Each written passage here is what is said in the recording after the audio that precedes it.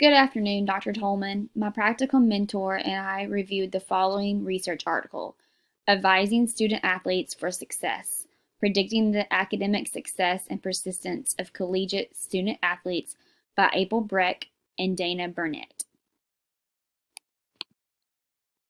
So one might ask, why do Division I institutions have academic services programs for their student athletes?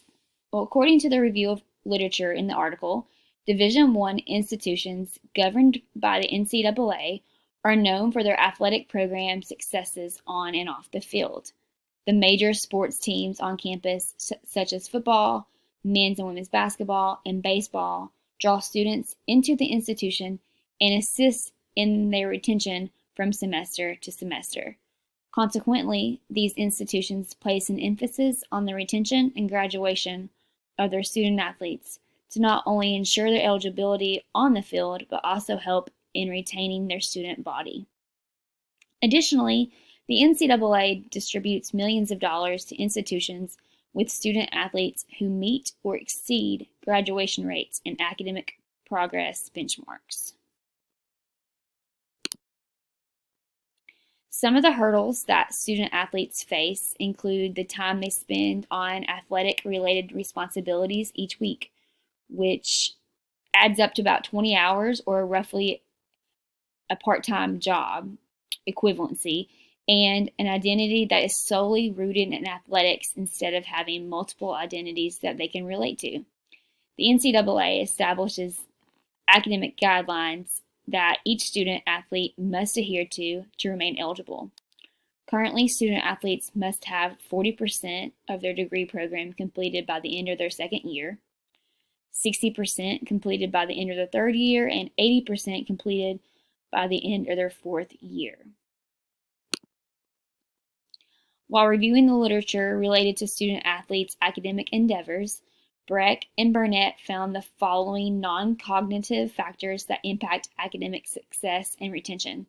In addition to these, high school GPA, or grade point average, and ACT scores were found to be cognitive factors that predict student athletes' academic success and retention from their first year to their second year.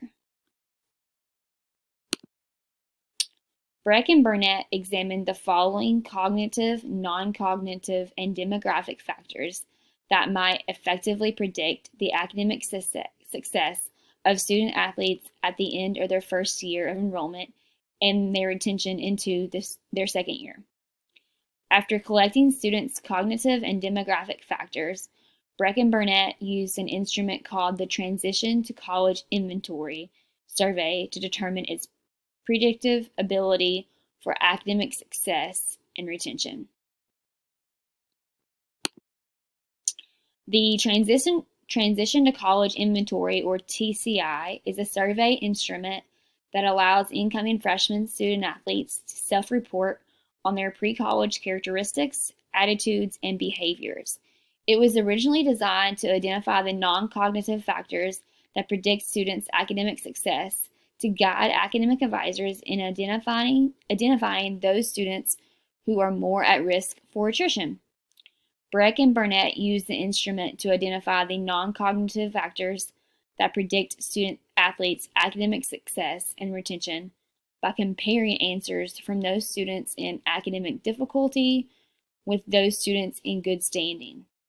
They considered a cumulative GPA of 2.0 or greater as representative of academic success, and a GPA of less than 2 as a sign of academic difficulty. Retention was defined as a student athlete's re-enrollment after their first year. So using the TCI instrument, Breck and Burnett asked the following research questions. They set out to determine the non-cognitive variables that influenced or predicted academic success and retention, and they defined moderatively selective as a college with an admissions rate at or near the national average. Additionally, they sought out to answer the following questions by adding the demographic and cognitive factors to the equation and analyze the results once again. When assessing the non-cognitive factors from the TCI survey, Breck and Burnett found that positive self-confidence, strong institutional commitment, and little time focusing on independent activities were predictors of academic success, while no factors were found to be predictors of retaining student athletes. When assessing all factors together, the only predictor of academic success was high school grade point averages, while students' freshman cumulative GPAs was found to be the only predictor of retention. Breck and Burnett's study provides research informing academic advisors of several risk factors impacting academic success and retention for freshman student athletes. Students are able to take the survey themselves, allowing administrators to implement it more easily. The Transition to College Inventory Survey assesses personal and academic characteristics that can assist in connecting students to beneficial student services programs.